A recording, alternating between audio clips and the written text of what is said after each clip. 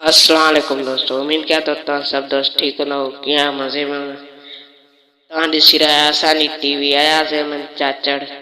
सो दोस्तों असांजी टीवी खे सब्सक्राइब कंदा ऐं लाइक कंदा ऐं कमेंट कंदा ऐं शेयर कंदा सिर्फ़ु सिंधी अदाकारनि जी ऐं ड्रामनि जी बायोग्राफी ॾिसण जे लाइ।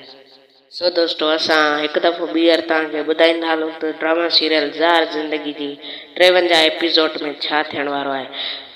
ड्रामा सीरियल ज़ार ज़िंदगी कामयाब सोप सीरियल 53 एपिसोड जे बारे में तव्हांखे ॿुधाईंदो हलां त तमामु बहितरीनु ड्रामा आहे। ॿुधाईंदो हलां त ड्रामा सीरियल ज़ार ज़िंदगी में 53 एपिसोड में छा थियण वारो आहे।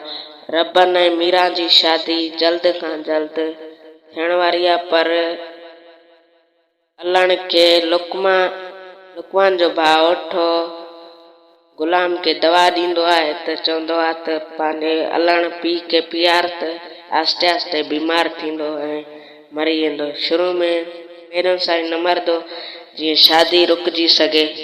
इन जे करे लुकमा मतिलबु कि गुलाम पीआईंदो आहे पंहिंजे पीउ खे आहिस्ते आहिस्ते। पंहिंजी ज़ाल खे चवंदो आहे लाली खे त आहिस्ते आहिस्ते पीआरेसि त जीअं हो थी वञे, जीअं शादी रुकिजी वञे।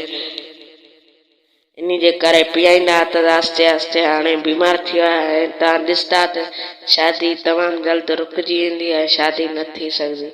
लुकमान सां मीरा जी शादी थींदी। तव्हां कमेंट में ज़रूरु ॿुधाईंदा ऐं तव्हांखे ॿुधाईंदो हलां त अॻिते कमाल खान ऐं शानी जी शादी बि थियण वारी आहे 53 एपिसोड में। सो दोस्तों अहिड़ियूं अपडेटूं ॾिसण जे लाइ असांजे चैनल खे कंदा सब्सक्राइब ऐं लाइक ऐं कमेंट। सो दोस्तों अल्लाह हाफ़िज़, मिलंदासीं नेक्स्ट वीडियो में।